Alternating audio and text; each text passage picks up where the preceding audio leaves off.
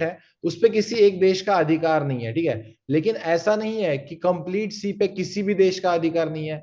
इतने से पार्ट पे कोई अरेबिक सी में इंडिया का अधिकार है, फिर उसके बाद पैसिफिक पे किसी और का अधिकार है।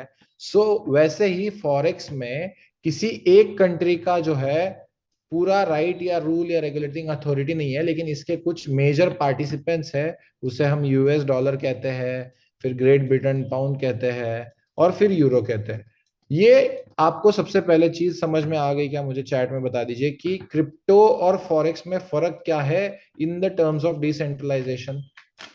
दैट क्रिप्टो पे किसी भी देश का अधिकार नहीं है, लेकिन फॉरेक्स पे ऐसा है कि किसी पर्टिकुलर एक देश का अधिकार नहीं है, लेकिन रेगुलेटिंग बॉडीज है, रेगुलेटिंग अथॉरिटीज है, और उसमें पार्टिसिपेंट्स है। ठीक है, ओके। सो सबको क्लियर है तो आगे चलते हैं।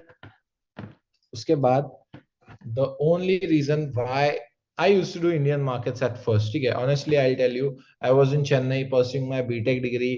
होता है ना वो एक पीरियड की, चलो दिन के 1000, 1500, 2000 रुपए मिल रहे हैं इंडियन मार्केट से मैनिपुलेशन होके, और फिर 15 दिन का कमाया हुआ एक दिन में उड़ा दिया, राइट।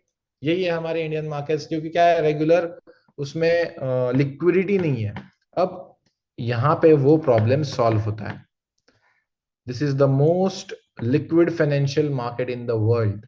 अगर आप वॉल्यूम्स के बारे में सिर्फ बात करो कि दिन में कितना पैसा इस मार्केट में ट्रेड होता है, तो हमारे इंडियन मार्केट के कंपैरिजन में ले लेते हैं, तो आपको थोड़ा सा अंदाजा आ जाएगा कि आप किस मार्केट में जो है एंटर कर रहे हो। So 400 million US dollars gets traded in index. ठीक है, हमारे जो इंडेक्स है निफ्टी, बैंक निफ्टी, इसमें जो है इंडिया में 400 मिलियन यूएस डॉलर का पर डे ट्रेडिंग वॉल्यूम है। और वहीं पे फॉरेक्स में पर डे ट्रेडिंग वॉल्यूम है 8 ट्रिलियन यूएस डॉलर। अब इसमें ना इस पर्टिकुलर अमाउंट में हमारे दो इंडिया आ जाएंगे, ठीक है, पूरा का पूरा। फॉरेक्स मार्केट का एक दिन का ट्रांजैक्शन इंडिया को दिन में 2 बार खरीद लेगा।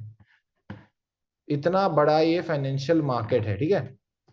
अब इसमें आपको क्या समझना है, इतने बड़े अमाउंट है, आ रहे जा रहे हैं, कैसे हमको ट्रेड करना है, सब कुछ सिखाया जाएगा, ठीक है। इसमें बिल्कुल भी टेंशन लेने की जरूरत नहीं है। सबसे इंपॉर्टेंट बात होती है कि ये जो एक्सचेंज के फ्लक्चुएशन रेट होते हैं, ठीक है।